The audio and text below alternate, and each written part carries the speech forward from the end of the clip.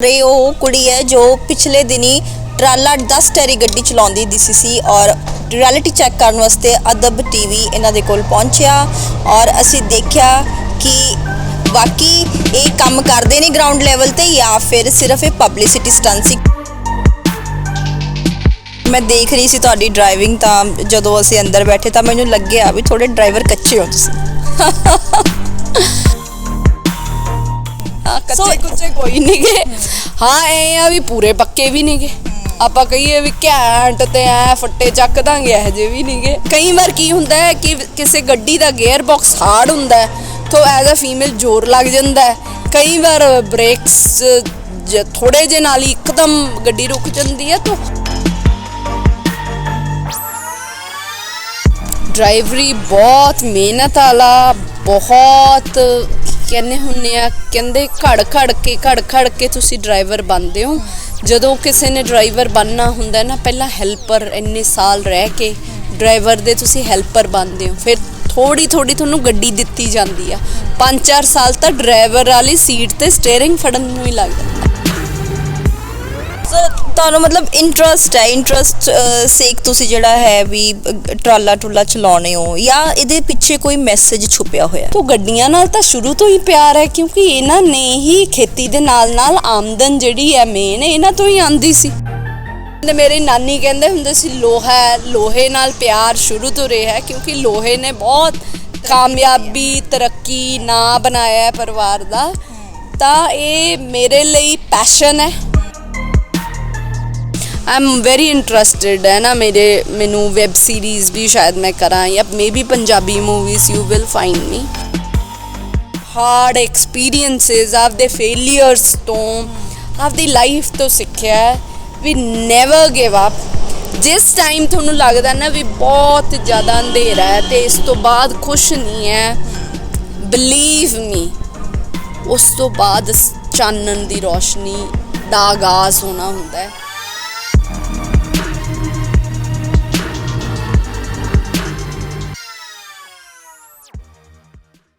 ਸਤਿ ਸ਼੍ਰੀ ਅਕਾਲ, ਤੁਸੀਂ ਦੇਖ ਰਹੇ ਹੋ ਅਦਬ ਟੀਵੀ ਤੇ ਮੈਂ ਹਾਂ ਆਕਾਂक्षा। ਪਿਛਲੇ ਦਿਨ ਇੱਕ ਨਿੱਜੀ ਚੈਨਲ ਤੇ 10 ਟੈਰੀ ਗੱਡੀ ਚਲਾਉਂਦੀ ਇੱਕ ਮਹਿਲਾ ਦੀ ਜਿਹੜੀ ਸਟੋਰੀ ਸੀ ਉਹ ਬੜੀ ਵਾਇਰਲ ਹੋਈ ਸੀਗੀ ਤੇ ਅੱਜ ਅਸੀਂ ਰਿਐਲਿਟੀ ਚੈੱਕ ਕਰਨ ਪਹੁੰਚੇ ਹਾਂ ਉਹਨਾਂ ਦੇ ਕੋਲੇ ਤੇ ਸਾਡੇ ਨਾਲ ਅੰਮ੍ਰਿਤ ਗਿੱਲ ਨੇ ਜੋ ਕਿ ਉਸ ਵੀਡੀਓ ਦੇ ਵਿੱਚ ਨਜ਼ਰ ਆ ਰਹੇ ਸੀਗੇ ਗੱਡੀ ਚਲਾਉਂਦੇ ਹੋਏ ਤੇ ਗੱਲਬਾਤ ਇਹਨਾਂ ਦੇ ਨਾਲ ਕਰਾਂਗੇ। ਸਤਿ ਸ਼੍ਰੀ ਅਕਾਲ ਜੀ।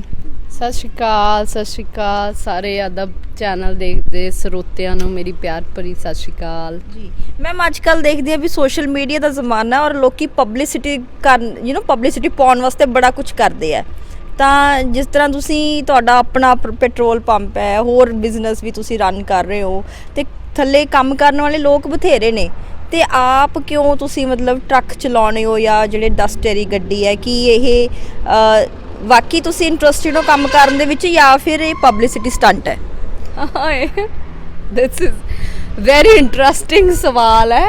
ਪਬਲਿਸਿਟੀ ਸਟੰਟ ਹੁੰਦਾ ਹੈ ਵੀ ਕਿਸੇ ਦੇ ਕੰਮ 'ਚ ਜਾ ਕੇ ਬੰਦਾ ਆਪਦਾ ਜਦੋਂ ਕੰਮ ਕਰਦਾ ਹੈ ਆਪਦੀਆਂ ਗੱਡੀਆਂ ਆਪਦੀ ਟਰਾਂਸਪੋਰਟ ਸੰਭਾਲਣੀ ਜਾਂ ਆਪਦੇ ਬੁਟੀਕ ਤੇ ਕੰਮ ਕਰਨਾ ਟਰਾਲੇ ਚਲਾਉਣੇ ਜਾਂ ਆਪਦਾ ਡਰਾਈਵਰ ਹੈ ਨਹੀਂ ਤਾਂ ਆਪ ਮੈਨੇਜ ਕਰਨਾ ਇਹਦੇ ਵਿੱਚ ਪਬਲਿਸਿਟੀ ਸਟੰਟ ਨਹੀਂ ਆ।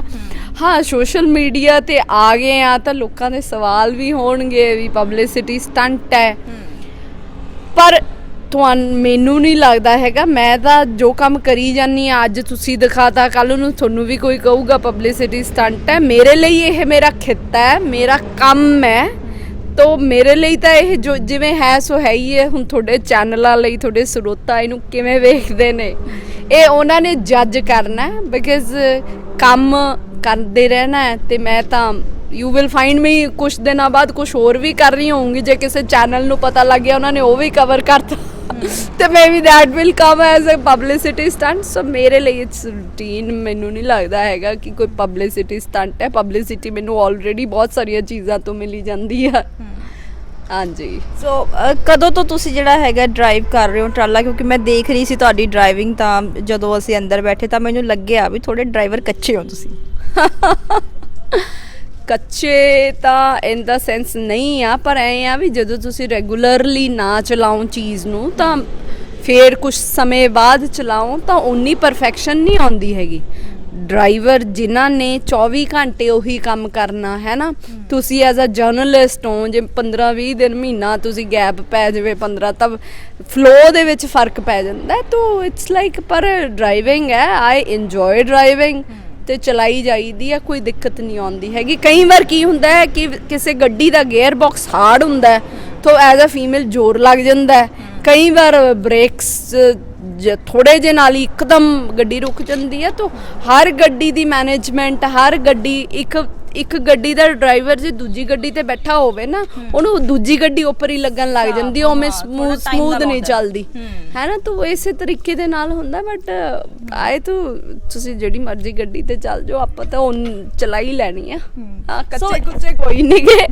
ਹਾਂ, ਐ ਆ ਵੀ ਪੂਰੇ ਪੱਕੇ ਵੀ ਨਹੀਂ ਗੇ। ਆਪਾਂ ਕਹੀਏ ਵੀ ਘੈਂਟ ਤੇ ਐ ਫੱਟੇ ਚੱਕ ਦਾਂਗੇ, ਇਹੋ ਜਿਹੇ ਵੀ ਨਹੀਂ ਗੇ। ਹਾਂ, ਸੋ ਤੁਹਾਨੂੰ ਮਤਲਬ ਇੰਟਰਸਟ ਹੈ, ਇੰਟਰਸਟ ਸੇਕ ਤੁਸੀਂ ਜਿਹੜਾ ਹੈ ਵੀ ਟਰਾਲਾ ਟੁੱਲਾ ਚਲਾਉਣੇ ਹੋ, ਜਾਂ ਇਹਦੇ ਪਿੱਛੇ ਕੋਈ ਮੈਸੇਜ ਛੁਪਿਆ ਹੋਇਆ? ਇੰਟਰਸਟ ਹੈ, ਫੈਮਿਲੀ ਦਾ ਕਿੱਤਾ। ਮੇਰੇ ਪੇਰੈਂਟਸ ਸਾਈਡ ਤੋਂ ਸਾਰੇ ਟਰਾਂਸਪੋਰਟਰ ਫੈਮਿਲੀ ਨੂੰ ਬਿਲੋਂਗ ਕਰਦੇ ਨੇ, ਸਾਰੇ ਮੇਰੇ ਨਾਨਕੇ, ਮੇਰੇ ਦੂਰ ਦੁਰਾਡੇ ਸਾਰੇ ਰਿਸ਼ਤੇਦਾਰ। ਤੋਂ ਗੱਡੀਆਂ ਨਾਲ ਤਾਂ ਸ਼ੁਰੂ ਤੋਂ ਹੀ ਪਿਆਰ ਹੈ, ਕਿਉਂਕਿ ਇਹਨਾਂ ਨੇ ਹੀ ਖੇਤੀ ਦੇ ਨਾਲ ਨਾਲ ਆਮਦਨ ਜਿਹੜੀ ਹੈ ਮੇਨ ਇਹਨਾਂ ਤੋਂ ਹੀ ਆਉਂਦੀ ਸੀ। ਛੋਟੇ ਹੁੰਦੇ ਮੇਰੇ ਨਾਨਾ ਜੀ ਉਹਨਾਂ ਦੀਆਂ ਬੱਸਾਂ ਸੀਗੀਆਂ ਬਠਿੰਡੇ ਏਰੀਏ 'ਚ, ਤਾਂ ਬੜੀ ਫੇਮਸ ਟਰਾਂਸਪੋਰਟ ਸੀਗੀ, ਨਾਂ ਨਹੀਂ ਲੈਂਦੀ ਮੈਂ। ਤਾਂ ਉਹ ਬੱਸਾਂ ਦੇ ਵਿੱਚ ਚੜ੍ਹਨਾ, ਵੇਖਣਾ, ਵੀਡੀਓ ਕੋਚ ਚੱਲੀਆਂ ਉਦੋਂ ਨਵੀਆਂ, ਤਾਂ ਵਿੱਚ ਬਹਿ ਜਾਣਾ। ਤਾਂ ਗੱਡੀਆਂ ਨਾਲ ਇਹਨੂੰ ਕਹਿੰਦੇ, ਮੇਰੀ ਨਾਨੀ ਕਹਿੰਦੇ ਹੁੰਦੇ ਸੀ ਲੋਹੇ ਨਾਲ ਪਿਆਰ ਸ਼ੁਰੂ ਤੋਂ ਰਿਹਾ, ਕਿਉਂਕਿ ਲੋਹੇ ਨੇ ਬਹੁਤ ਕਾਮਯਾਬੀ, ਤਰੱਕੀ, ਨਾਂ ਬਣਾਇਆ ਪਰਿਵਾਰ ਦਾ। ਤਾਂ ਇਹ ਮੇਰੇ ਲਈ ਪੈਸ਼ਨ ਹੈ, ਮੇਰਾ ਪਰਿਵਾਰ ਦਾ ਪੈਸ਼ਨ ਹੈ, ਇੱਕ ਪ੍ਰੋਫੈਸ਼ਨ ਹੈ ਸਾਡਾ, ਇੱਕ ਸੋਰਸ ਆਫ ਇਨਕਮ ਹੈ। ਤੇ ਉਹ ਸੋਰਸ ਆਫ ਇਨਕਮ ਨੂੰ ਬਾਕੀ ਕਿੱਤਿਆਂ ਦੇ ਨਾਲ ਮੈਨੇਜ ਕਰ ਰਹੇ ਹਾਂ।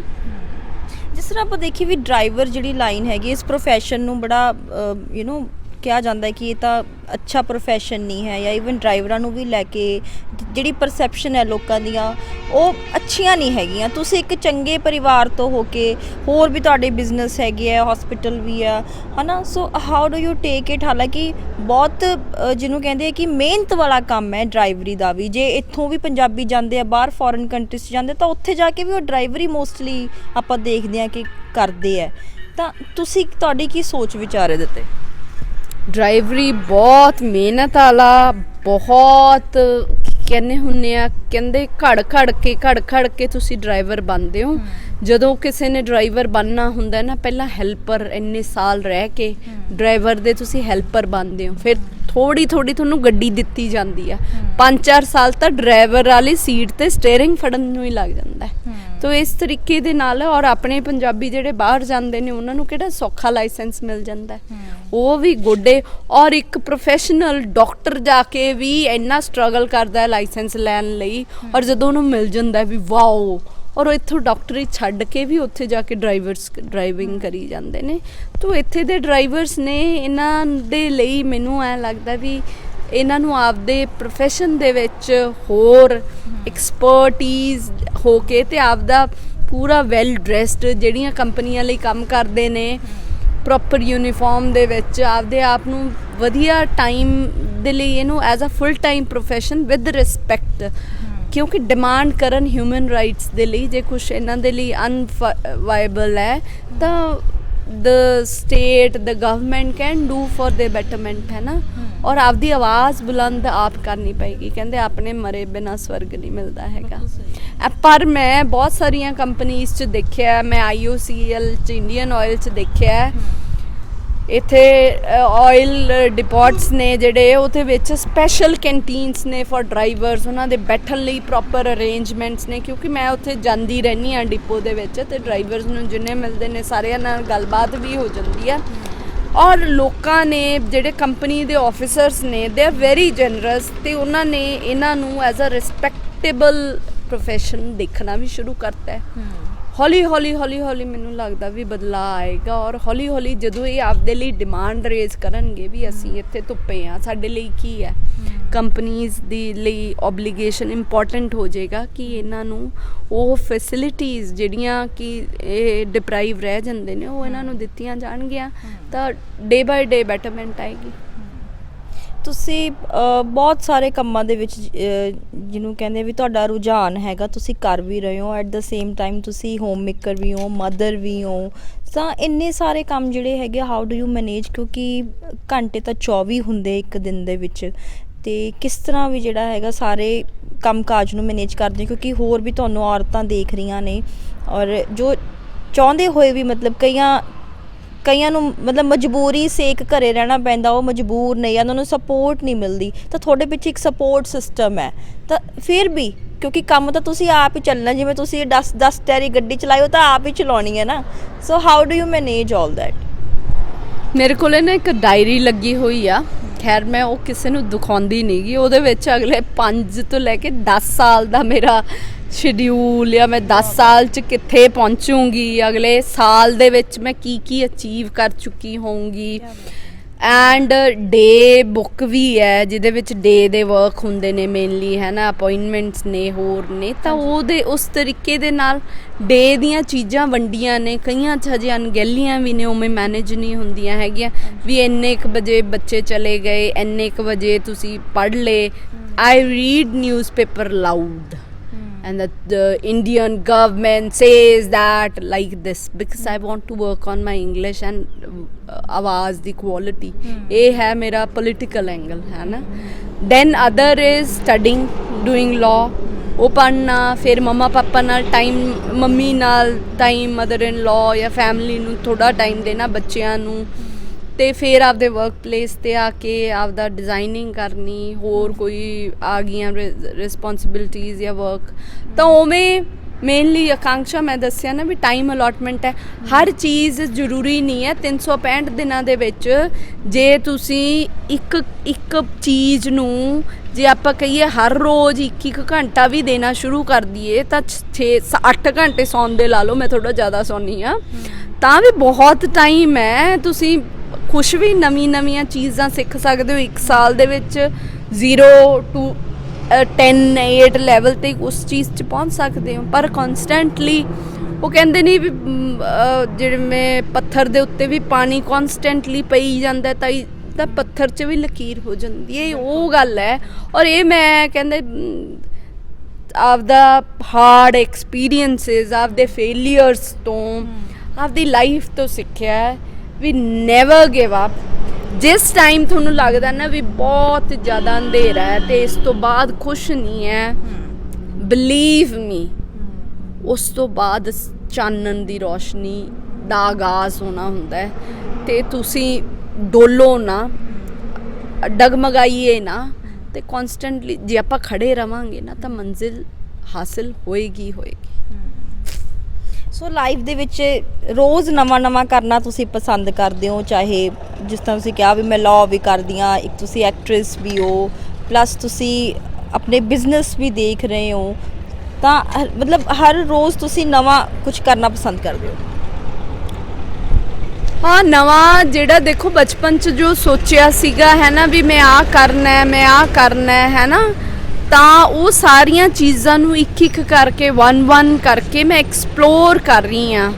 ਤੇ ਜਿਹੜੀ ਚੀਜ਼ ਮੈਨੂੰ ਲੱਗਦਾ ਵੀ ਮੈਂ ਕਰਨੀ ਆ ਕੰਟੀਨਿਊ, ਉਹਨੂੰ ਮੈਂ ਕੰਟੀਨਿਊ ਕਰਦੀ ਹਾਂ, ਕੰਟੀਨਿਊਸਲੀ ਐਫਰਟ ਕਰਦੀ ਹਾਂ। ਜਿਹੜੀ ਚੀਜ਼ ਮੈਨੂੰ ਲੱਗਦੀ ਆ ਵੀ ਮੈਂ ਨਹੀਂ ਕਰਨੀ, ਦੇਖੋ ਹਰ ਬੰਦੇ ਦੇ ਲਾਈਫ ਦੇ ਨਾ 2 ਪਹਿਲੂ ਹੁੰਦੇ ਨੇ। ਮੈਂ ਹੁਣੀ ਕਿਹਾ ਵੀ ਫੇਲੀਅਰਸ ਤੋਂ, ਹੈ ਨਾ, +2 ਮੈਡੀਕਲ ਸੀਗਾ ਤਾਂ PMT ਕਲੀਅਰ ਨਹੀਂ ਹੋਏ, ਦੈਟ ਵਾਜ਼ ਅ ਫੇਲੀਅਰ, ਹੈ ਨਾ। ਹੋਰ ਲਾਈਫ ਦੇ ਵਿੱਚ ਬੜੇ ਫੇਲੀਅਰਸ ਆਏ, ਔਰ ਫੇਲੀਅਰਸ ਤੋਂ ਬਾਅਦ ਐਂ ਲੱਗਦਾ ਸੀਗਾ ਵੀ ਯਾਰ ਗੁੱਡ ਫॉर ਨਥਿੰਗ। ਆ ਮੇਰਾ ਡਿਜ਼ਾਈਨਰ ਸਟੋਰ ਵੀ ਹੈ, ਕਾਫੀ ਜ਼ਿਆਦਾ ਇਹਦੇ ਵਿੱਚ ਹਾਰਡ ਟਾਈਮ ਸੀਗਾ, ਹੈ ਨਾ, ਬਹੁਤ hard time. Now it's doing good, ਹੈ ਨਾ, ਪਰ ਗਿਵ ਅਪ ਨਹੀਂ ਕੀਤਾ ਹੈਗਾ। ਤੇ ਦੈਟ ਇਜ਼ ਦ ਮੋਟੋ ਮੈਨੂੰ ਲੱਗਦਾ।